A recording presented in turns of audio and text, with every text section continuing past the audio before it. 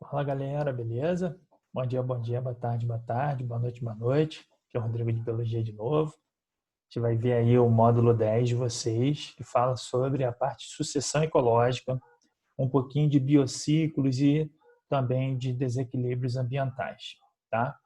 Então, para isso, a gente vai ver aqui uma sequência de imagens para facilitar a compreensão desses assuntos. Então, dentro da ecologia que a gente está estudando, nós vamos ver esses assuntos. Primeiro deles, né, a sucessão ecológica. Tá? Quando a gente fala sucessão ecológica, a gente tem que pensar que é um processo de transformação, não só do solo, mas dos seus nutrientes disponíveis e, naturalmente, depois de seres vivos, da biodiversidade. Reparem que quando o nosso planeta ele tem regiões chamadas inóspitas, inabitáveis, né, é porque não existem nutrientes disponíveis. Se não tem nutriente disponível, você impossibilita que um ser vivo ali consiga sobreviver, se alimentar e gerar sua prole. Então, na verdade, um processo de sucessão ocorre, onde naquele ambiente, por exemplo aqui, né, que nós temos as rochas, né, um ambiente onde os minerais e a água estão ali aprisionados de difícil acesso, não conseguem disponibilizar para toda essa biodiversidade atual esses nutrientes. Então, algumas espécies conseguem sobreviver ali e depois começa o processo de transformação do solo, tá vendo? Era basicamente rocha. Agora, solos jovens, existem rochas misturadas à areia, né, aos nutrientes, à água, e por isso na camada superficial você já visualiza pequena vegetação.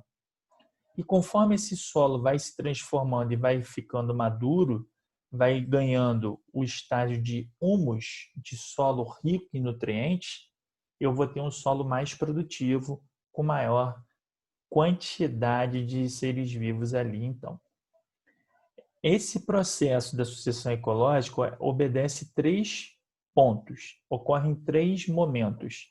A primeira etapa a gente chama de ecese, como aqui embaixo. A segunda é a série e a terceira é o clímax.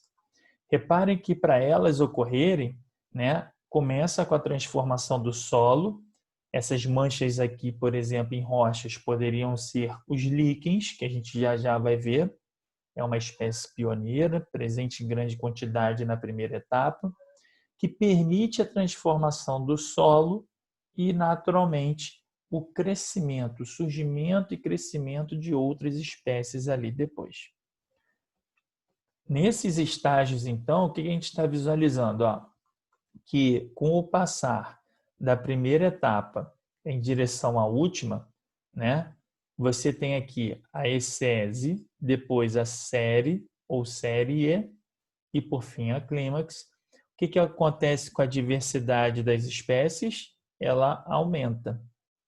A biomassa aumenta. O que é biomassa? É o peso seco do animal. Quanto maior a quantidade de seres vivos, maior a biomassa.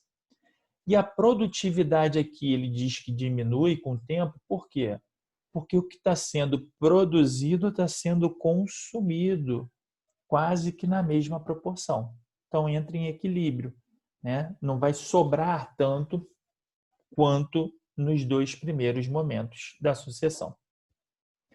Então, reparem, né, que conforme o ambiente vai saindo da primeira etapa, da ecese, até o clímax, que é a terceira e última etapa, você vai ter uma diminuição da variabilidade dessas condições ambientais.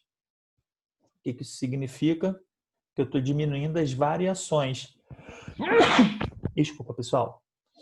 Eu estou diminuindo as variações, por quê? Porque, na verdade, o ambiente está em equilíbrio. Então, não produz mais do que consome, não consome mais do que produz. Ele está equilibrado. E no caso dessa complexidade estrutural e funcional, ou seja, a biodiversidade aumentou. Então, por isso está crescendo, tá? As espécies pioneiras, galera, são chamadas aqui, por exemplo, de líquens, né? Essas manchas que podem estar em cima de rochas ou no caule dos vegetais, elas são ali para a gente, essas espécies pioneiras, associações de dois seres vivos. Primeiro deles, a gente tem um fungo, depois uma alga. Lembra que a gente falou na relação mutualística na aula passada? Essa relação mutualística de troca de benefícios é aqui o líquen, que a gente viu lá. Então, o fungo digere, lança as enzimas e digere a rocha, água e minerais são liberados, a alga absorve essa água e, junto com a luz, a fotossíntese, ela consegue, por exemplo, produzir glicose e liberar o oxigênio. Isso vai ser utilizado tanto pela alga quanto pelo fungo. Então, é uma troca de benefícios.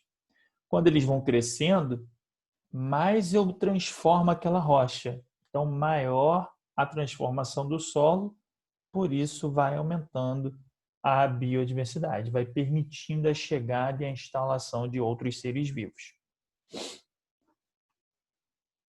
Quando a gente fala da sucessão ecológica, galera, tem a sucessão chamada primária e a secundária. Nessas imagens que a gente está vendo, a primária, a gente tem aqui regiões de rochas, vulcões e dunas, que significa que ela vai ter as 3 etapas. Começa na ecese, vai para a série e vai para clímax. Quando a gente fala dessas regiões, significa que o ambiente não continha mais nutrientes, ou seja, os nutrientes se esgotaram. Por isso, eu tive que recomeçar do zero, lá da ecese, que era a primeira etapa. Quando a gente pensa no vulcão, a lava, ela destrói o ambiente, então vai começar do zero novamente.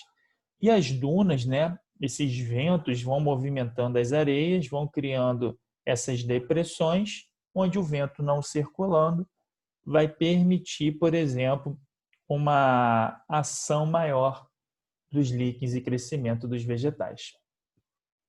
Quando a sucessão é chamada de secundária, né, como por exemplo em áreas abandonadas ou nas queimadas e também nas regiões que ocorre desmatamento, a ideia que a gente não pode esquecer é que o ambiente ele sofreu uma regressão. E aí essa regressão pode ter sido provocada seja pelo homem, antrópica, ou natural, né, pelo ambiente e natureza. Ou seja, o ambiente estava em clímax e ele sofre uma regressão para o estágio anterior.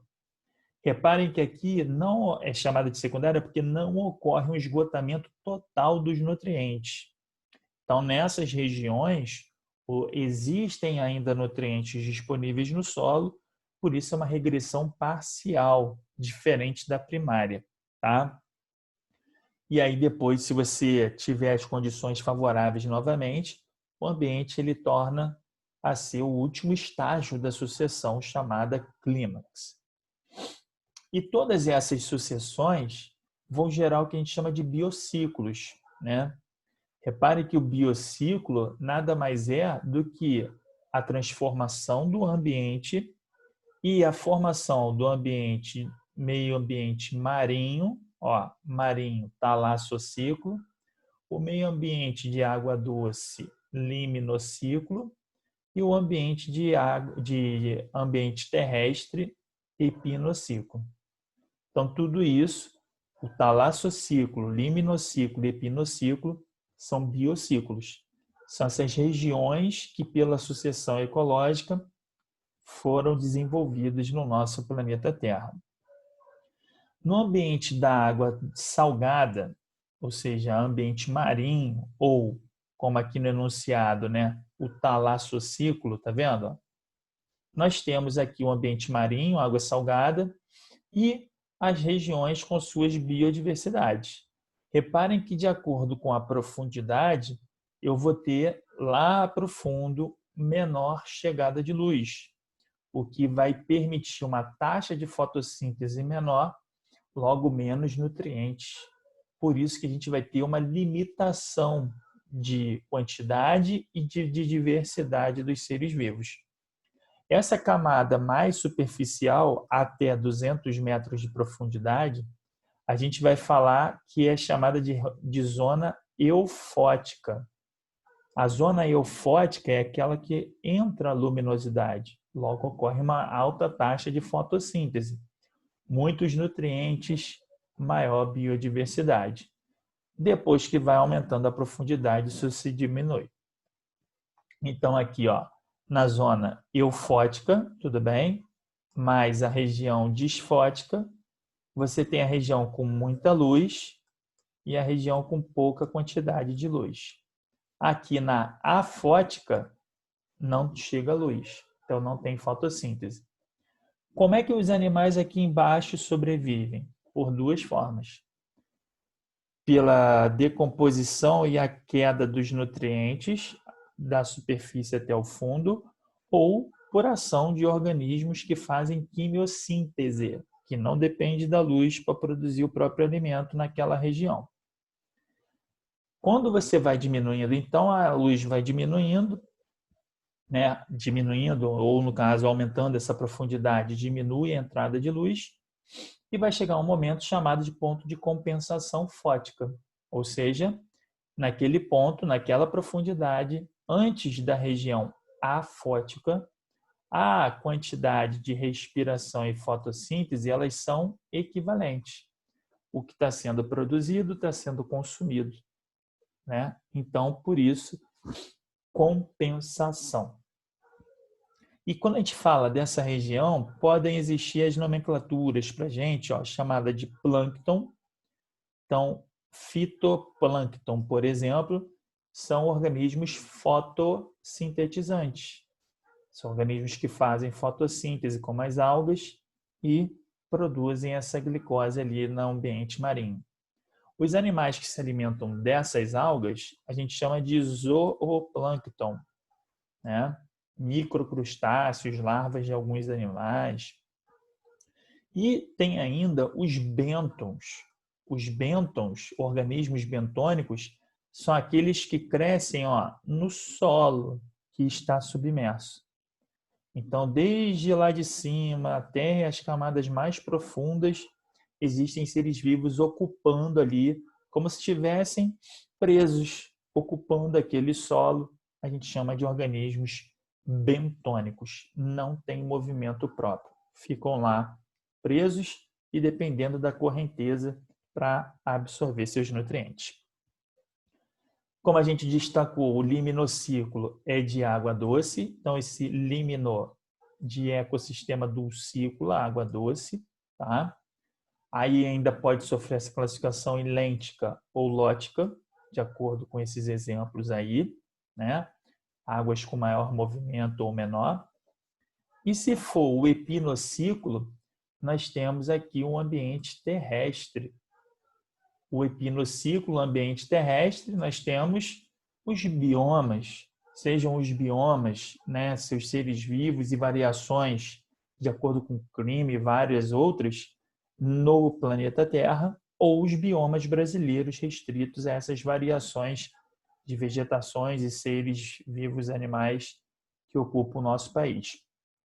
Os biomas especificamente, a gente detalha lá na geografia. Tudo bem? O que vale a pena a gente lembrar aqui na biologia? Que da linha do Equador, em direção aos polos, eu vou ter uma diminuição da biodiversidade, tá vendo? Porque nessa região da linha do Equador, eu tenho maior incidência solar. Então, eu tenho muito mais fotossíntese nessa região, aqui amarelada, né, nos trópicos, entre os trópicos, no caso, ali próximo à linha do Equador. Por isso, você tem uma biodiversidade grande. Na medida que você sai dessa região entre os trópicos do meio do planeta Terra e vai em direção às extremidades, diminui a incidência de luz, diminui a biodiversidade. E já que a gente está falando dessas formações, né, dessa sucessão ecológica, a gente tem que lembrar dos ciclos, dos principais elementos. Por quê? A partir da compreensão desses ciclos biogeoquímicos, o ciclo, ou seja, a reciclagem desses principais elementos que compõem a estrutura de um ser vivo, a gente vai conseguir compreender o porquê de um desequilíbrio. Por que ocorre um efeito estufa? Por que ocorre um aquecimento global? É quando ocorre um desequilíbrio nesse mecanismo de reciclagem, né? Pode ser provocado pelo homem ou de forma natural. Então, o ciclo do carbono, como a gente está vendo, né? Nós pensamos aqui no gás carbônico, primeiro, o famoso CO2. E o que esse gás carbônico tem que fazer? Ele tem que ser retirado da atmosfera. Ele é retirado pela fotossíntese, tá vendo? Então, organismos, sejam na água ou no ambiente terrestre, vão pegar esse CO2 e vão iniciar a fotossíntese. Como eu retirei, eu tenho que ter vias de devolução para manter esse equilíbrio. Quem devolve? A nossa respiração dos seres vivos. Outro mecanismo, decomposição. Quando o ser vivo morre, ele devolve. E a combustão. A combustão, galera, relacionado aqui com a queima, né? Seja da matéria orgânica de um tronco, seja através de queimadas, seja através de combustíveis fósseis. Tudo isso de combustão libera CO2 também para a atmosfera. Então, retirou pela fotossíntese e devolveu pela respiração, pela combustão e decomposição. Quando a gente analisa o ciclo do oxigênio, ele é exatamente o oposto do ciclo do gás carbônico, do carbono, no caso. Por quê? Porque são vias que se complementam, né? Então, o oxigênio ele vai ser jogado para a atmosfera pela fotossíntese, essa via daqui, né, para baixo, e ele é utilizado na respiração, é utilizado na combustão, só pega fogo porque tem oxigênio, né? É só você lembrar, pega aquele recipiente, bota uma vela acesa em cima de um prato, depois você, com essa mesma vela, deixa ela tampada. Aí, enquanto tiver oxigênio dentro do recipiente, a chama está acesa. Quando acaba o oxigênio, a chama apaga. Então, o fogo só pega na presença do oxigênio. Então, as vias que devolvem o carbono como CO2 para a atmosfera no ciclo do carbono são as vias que retiram agora o oxigênio. Tudo bem? Então, elas se complementam. O ciclo da água, né? Então, nós temos a água presente lá, seja a água marinha, a água doce, a água na geleira. Vai ocorrer a evaporação, líquido para gasoso, ou a sublimação do gelo sólido vai direto para gás. Lá, esse vapor da água na atmosfera se condensa. Depois dessa condensação, o que vai acontecer? A precipitação, ou seja, a chuva, que é a forma de devolução dessa água que evaporou do nosso planeta. Então, evapora, né? E depois, pela precipitação, retorna para o nosso ambiente, seja na forma de rios, lagos, mares, geleiras. Vale a pena a gente lembrar, galera, da palavra evapotranspiração. A evapotranspiração, ou seja, o suor das plantas, também é um mecanismo importante nessa devolução da água para a atmosfera. E quando a gente fala do ciclo do nitrogênio, esse daqui ele é mais detalhado, né? O nitrogênio puro, na forma aqui de N2, ele não é absorvido pelos seres vivos. Então, nós só conseguimos utilizar como duas moléculas. Alguns seres, pouquíssimos por sinal, utilizam nitrogênio na forma de amônia e a maioria na forma de nitrato. Então, esse nitrogênio vai ser retirado por bactérias da atmosfera e jogado ao solo, e lá esse nitrogênio vai ser transformado em outras moléculas, até virar, no fim, o nitrato. Então, essas etapas de retirada e transformações são realizadas por seres vivos específicos. E por isso esses seres vivos são importantes. E nesse ciclo a gente tem que lembrar desses nomes. 4 etapas. A primeira, chamada, como está escrito aqui, fixação. Fixação do nitrogênio realizada pelas bactérias fixadoras. Então, aqui, destacado aqui, tá vendo? Essas bactérias vivem no solo, soltos, né? Pegam o nitrogênio e algumas dessas são capazes de fazer ali a transformação inicial de N2 para NH3, que é a amônia, a seta verde, tá vendo? Essas bactérias fixadoras que fazem essa transformação, elas vivem nas raízes de leguminosas. O gênero a qual essas bactérias fazem parte, a gente tem aqui chamado de Rhizobium. Essas bactérias do gênero Rhizobium, que vivem presas nas raízes das leguminosas, transformam o N2 em amônia, NH3. Detalhe, galera, a amônia ela é absorvida pelas leguminosas, mas os outros vegetais e os outros seres vivos não conseguem absorver. Então, essa amônia vai ter que ser transformada. Só que ela não vira diretamente nitrato. Reparem, depois de virar amônia, ela vai ser transformada em nitrito e depois o nitrato. De amônia para nitrito, né, você tem um outro grupo de bactérias chamada nitrosomas que faz essa conversão química. E de nitrito para nitrato existe a Nitrobacter, que é esse outro grupo de bactérias que termina a transformação. Quando chega em nitrato, todos os seres vivos podem absorver essa molécula nitrogenada e utilizar seu nitrogênio para produzir material genético, suas proteínas e outras moléculas. Só que lembra, até agora a gente só tirou e transformou. Falta a devolução. A devolução é feita por uma espécie chamada Pseudomonas denitríficas.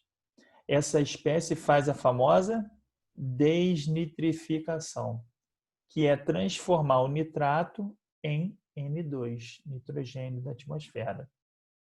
Por que ela faz isso? Porque, na verdade, o objetivo da desnitrificação é devolver o nitrogênio. E essa bactéria, ela quer o oxigênio do nitrato e não o nitrogênio. Então, quando ela pega o nitrato, o NO3-1 ali da figura, ela tira o oxigênio, sobrou quem? Nitrogênio. Ele sozinho volta para a atmosfera. Então, cada etapa que a gente falou recebe o nome. Primeira, fixação, que pega o nitrogênio do ar e joga para o solo. A segunda, amonificação, aquelas bactérias transformam em amônia esse nitrogênio. Nitrificação é a terceira, então a amônia vai virar nitrito, depois nitrato. Primeiro vira nitrito, nitrosomas. Depois vira nitrato, nitrobacter, né? E, por fim, é devolvido para a atmosfera pela desnitrificação. Bactérias desnitrificantes. Certo? Vamos aos desequilíbrios, galera. Repare o seguinte, quando a gente fala de efeito estufa, a gente tem que lembrar disso, é um fenômeno natural. Só que, quando a gente pensa em efeito estufa, da forma que a gente ouve hoje em dia, é porque o efeito estufa está sendo acima do que deveria. Então, naturalmente, o que está acontecendo? Né? O planeta ele está tendo um efeito estufa mais acentuado, o que representa graves problemas e desequilíbrios para o planeta. o que o efeito estufa é, na verdade? A radiação que vem do Sol, né, ela passa pela camada de ozônio e aqui nessa camada, né, da atmosfera existem moléculas como CO2, o gás carbônico. O que o gás carbônico faz? Ele segura parte da radiação que veio do Sol. Então, se ele segura, ele vai criar um ambiente mais aquecido ao redor do planeta. Só que isso acontece naturalmente. Mas lembra do ciclo do carbono? A combustão, né? As indústrias utilizando combustíveis fósseis, os veículos, as casas, tudo isso joga muito mais CO2 para a atmosfera do que deveria. Então, esse acúmulo de CO2 na atmosfera retém muito mais calor, muito mais radiação que vem do Sol, por isso a temperatura aumenta além do necessário. Então, o efeito estufa é uma retenção de calor maior devido à maior quantidade de moléculas, como gás carbônico, jogadas para a atmosfera. O efeito estufa natural manteria uma estabilidade, mas o homem está colaborando por ações como essas que a gente citou, devido aos avanços industriais e tecnológicos, para a emissão de maior dosagem desse gás de efeito estufa, o CO2. Os combustíveis fósseis geralmente são aí os principais responsáveis por uma grande emissão, tá? Não só eles, mas tem uma parcela considerável. Então, combustível fóssil, ou seja, é um animal que morreu, que depois de milhões de anos, sob forte pressão e temperatura, vira aquela parte viscosa, pastosa, que é chamada de petróleo. A extração do petróleo e a destilação fracionada dela, ou seja, a transformação em outras moléculas, geram produtos menores e que podem ser quebrados para a liberação de energia, como, por exemplo, a gasolina, o óleo diesel, gás natural, dentre outros.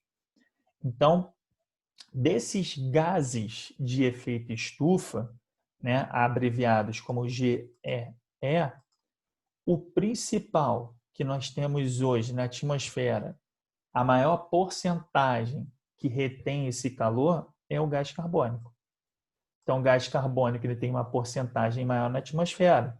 Mas reparem que tem um outro bastante nocivo chamado de gás metano. O metano, ou CH4, ele tem em torno de 15% da nossa constituição atmosférica. E o porquê que vale a pena a gente lembrar disso, galera? Porque o gás metano ele é liberado em grande quantidade no processo digestivo dos ruminantes. Então, boi, vaca, camelo, girafa, esses animais que pastam, né? Pelo processo da digestão, com a ajuda de bactérias dentro dos seus estômagos, elas fazem a quebra da celulose e assim, da digestão desse vegetal, você libera o gás metano.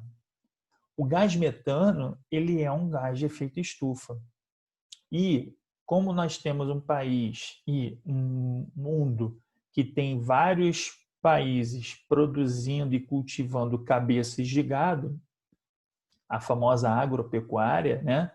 Esses animais em maior quantidade geram um volume maior de gás metano. Um detalhe curioso para a gente, tá? O gás carbônico ele gera o que a gente chama de potencial de aquecimento. E ele sendo utilizado como padrão, né, você pode comparar o grau de efeito estufa que outros podem gerar. Como assim, Rodrigo? Por exemplo, ó, o gás metano que a gente falou, o CH4, ele retém 21 vezes mais calor do que o próprio gás carbônico. Então, isso nos faz concluir que ele é pior do que o gás carbônico. Mas como ele existe em menor quantidade na atmosfera, o efeito nocivo do efeito estufa é menor. Se a criação de cabeça de gado continuar na velocidade que nós temos, a tendência é que essa porcentagem de metano aumente e aí os efeitos estufas serão piores, tá? Existe aqui, ó, o CFC na tabela. ele é de 8.000 a 9.000 vezes pior do que o gás carbônico. CFC são compostos à base de clorofluorcarbono, ou seja, são compostos que eram utilizados, hoje em dia é proibido, nos aerossóis, seja de desodorante, de cremes de barbear, nos aparelhos de refrigeração, geladeira, freezer, ar-condicionado. Eles eram gases utilizados para fazer o funcionamento desses equipamentos e que hoje, ao ser descoberto o potencial de aquecimento, o poder de destruição da camada de ozônio e de efeito estufa deles, eles foram substituídos. Não se pode mais ter nesses aparelhos a presença desse composto. Das principais fontes emissoras, galera, né, de gases de efeito estufa, nós temos que dar uma observada aqui que a produção de energia é uma das principais. Como assim? Galera, aqui tem as termoelétricas, né? Então, a utilização de carvão é um combustível fóssil. Elas representam uma grande quantidade na emissão de gás estufa. Olha a pecuária, galera, que a gente falou, né? Criação de bovinos, suínos e aves, 18%. Então, ó, consumo para veículos, a extração, a agricultura, tudo isso, ó, se você somar, ó, 20, 40, 50, 60, 70, quase 70, entre 70 e 80, você tem aqui ó, as principais fontes de emissão de gás estufa. A emissão residencial é uma das menores. Então, a gente tem uma parcela de culpa, mas a gente tem que mudar, são os pilares acima, de que eles são os principais causadores do efeito estufa nocivo. Então, nós temos que mudar essa história para facilitar, no caso, a recuperação do nosso planeta. Um detalhe aqui curioso, né, só para você perceber, essa chargezinha daqui, ela brinca, na verdade, nessa imagem, brinca não, ela elucida para a gente o quão nocivo pode ser algumas coisas. Por exemplo, o carro que anda 300 metros, ele joga CO2 para a atmosfera na mesma quantidade que a produção de meio quilo de batata. Reparem, meio quilo de batata polui a atmosfera com CO2 na mesma proporção que um veículo andou 300 metros. Vamos para o outro extremo, ó. Carne bovina. Não é o boi inteiro, galera. Meio quilo do boi. Para produzir meio quilo do boi, eu jogo CO2 na atmosfera na mesma proporção que um veículo andou 17 quilômetros. Então, a agropecuária, como a gente falou, né, ela tem uma parcela significativa na poluição, na emissão de gás estufa, né? Por isso, a necessidade de fazer uma revisão de tudo isso. Camada de ozônio, como a gente citou, ela filtra a radiação solar. Então, os raios ultravioletas, reparem, ó, essa linha azul, camada de ozônio, ela está sendo diminuída, né? A espessura da radiação. Então, ela filtrou, por isso, tornaria o ambiente mais agradável. Com a liberação daqueles gases de efeito estufa, como, por exemplo, CFCs, essa camada de ozônio ela é destruída, é mais fina. Então, a radiação ultravioleta vem mais intensa, podendo provocar queimaduras, queimadas e outros problemas ambientais, né? Como, por exemplo, aquecimento global. O que o aquecimento global é? É o aumento da temperatura média da Terra. A Terra ela sofre uma variação, só que essa variação, galera, está sendo mais acentuada agora, nos dias atuais, porque a emissão desses gases e a destruição da camada de ozônio está mais do que deveria. Então, nós temos aqui um problema do aquecimento global, onde nós vamos ter cada vez maior desequilíbrio, maior e tempestades mais severas, derretimento das calotas polares, né? tempestades cada vez mais intensas e também processos de desertificação, ou seja, com o aumento da temperatura, a água evapora do solo em maior quantidade, tornando aquele solo improdutivo.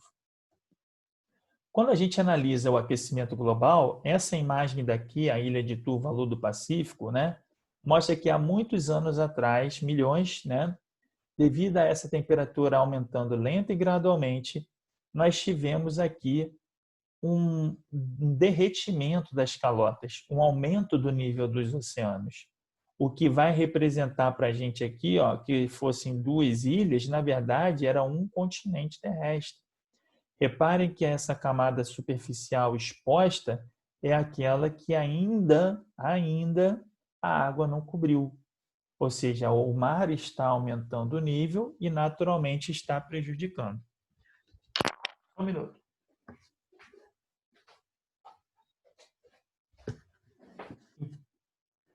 Então, galera, nós temos a ilha de Tuvalu do Pacífico, sendo aí essa ilha que mostra para a gente essa situação relacionada ao aquecimento global. Assim como, por exemplo, ó, nós temos aqui, né, essas duas regiões.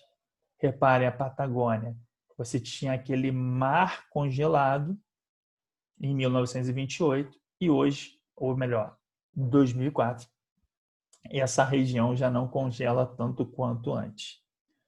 Reparem que o nível do mar aumentando, as regiões litorâneas são invadidas, né? Então, Estados Unidos em 99, a região aqui de Detroit, depois de 2004, você já vê que o mar vai se apossando daquela região litorânea. Então, a gente tem tudo isso relacionado ao aquecimento global. Quando a gente fala de poluição, a gente estava relacionando problemas no ar, né?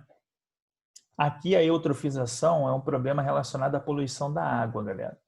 Reparem que na eutrofização você tem um problema relacionado ao esgoto doméstico ou adubos químicos, matéria orgânica sendo decomposta. Quando não são direcionadas para uma rede de coleta de esgoto e tratadas, elas são jogadas in natura no ambiente, elas vão gerar esse problema da eutrofização. O que significa ali? Essa água, ao chegar numa lagoa, no rio, ela tem nutrientes sendo decompostos. Então, a oferta de nutrientes faz com que aumente a proliferação de seres vivos. E quanto mais seres vivos, maior a retirada do oxigênio, redução da aeração. O que vai acontecer aqui? Devido à grande população, ou melhor, às grandes populações de seres vivos, que foi gerado por aquele excesso de nutrientes, você vai ter uma alta mortalidade.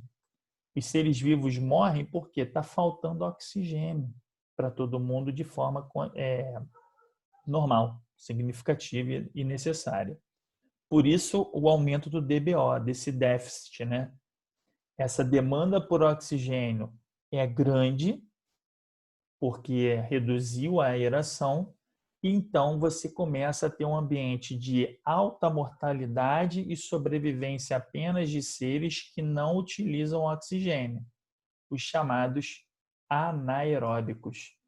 Então, figuras como essas, né, a Lagoa de Marapendi, lá na Barra da Tijuca, né, essa proliferação inicial de fotossintetizantes, ou até mesmo aqui, né, que já seria o final desse processo da eutrofização, né, a mortalidade de toneladas de animais, de peixes, você tem um problema relacionado, então, com o esgoto da casa, o esgoto de indústrias, tudo sendo despejado sem tratamento no ambiente. Aqui embaixo, a Lagoa Rodrigo de Freitas, né, era comum ter esses casos, porque não havia uma coleta desse esgoto residencial e hoje em dia já diminuiu significativamente. Maré negra, galera, é uma poluição da água que fala sobre o derramamento de petróleo, né? Então, seja na extração ou das embarcações, esse petróleo derramado, o o que a gente tem que lembrar logo de cara é que ela vai ficar na superfície da água e vai diminuir a entrada de luz no ambiente. Então, uma barreira que obstrui a entrada vai atrapalhar a fotossíntese.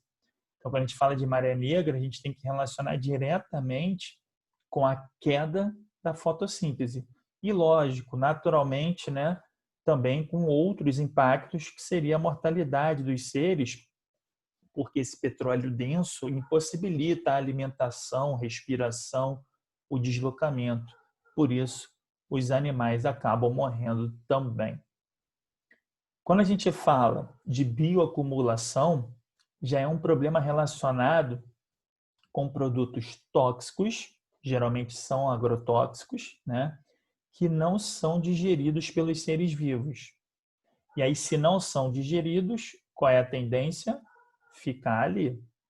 Aí, se um animal se alimentou de algo que tinha a presença dessa molécula, essa molécula vai entrar, mas não vai sair. E quanto mais ele come, mais ele acumula. Por isso é bioacumulação. Acumulação nos seres vivos de moléculas que não são degradadas, digeridas. O DDT é um agrotóxico que foi muito utilizado, né, contra pragas ambientais e que hoje é proibido porque percebeu através de estudos, né, que esse produto não é digerido e geram impactos ambientais. Dependendo do rótulo dos agrotóxicos, né, dependendo dessa quantidade de moléculas químicas ou até mesmo do grau nocivo dele, ele recebe, como aqui embaixo, ó, essa classificação no rótulo, de classe 1, 2, 3 ou 4, indicando não só o grau de toxicidade, mas também vem descrito qual a forma de diluição para a utilização. Como nós não temos uma regulamentação, uma fiscalização e um aprendizado adequado para poder utilizar esses produtos, acaba se utilizando de qualquer jeito, né? E você acaba gerando uma bioacumulação. Essa bioacumulação, galera, ela representa muitos problemas, porque você pode tornar o solo improdutivo, você pode contaminar os lençóis freáticos e pode também, por exemplo, levar organismos à morte, já que esses produtos são tóxicos e atrapalham o funcionamento das células, dos tecidos e dos órgãos. Alguns produtos desses, né, que nós consumimos, são utilizados em grande quantidade os agrotóxicos, né? Porque os agrotóxicos têm o propósito de matar pragas que iriam destruir aquelas plantações. Então, a utilização desses produtos químicos é utilizada em larga escala. E aí nós temos um ranking com alguns desses alimentos que são mais sensíveis e existe uma utilização maior de agrotóxico, logo um problema maior de bioacumulação, né? Então é isso, galera. A bioacumulação, ou chamada magnificação trófica, é aquela que tem um acúmulo desses produtos nos seres vivos e pode gerar transtornos para o ambiente ou para a gente.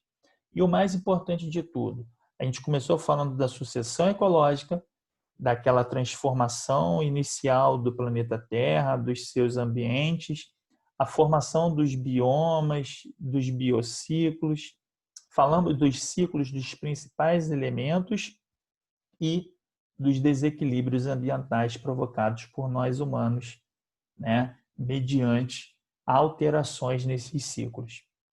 Então, como é um assunto bastante vasto, bastante informativo, sugestão, revejam a aulinha, leiam seus materiais sobre esses assuntos, pesquisem, façam alguns exercícios. Eu tenho certeza que vocês vão compreender cada vez melhor esses assuntos. E mesmo assim, se tiver dúvida, pergunta para a gente, que os professores e os monitores vão estar aqui para ajudar com certeza. Tá bom? Fiquem bem, se cuidem e até a próxima, galera. Tchau, tchau.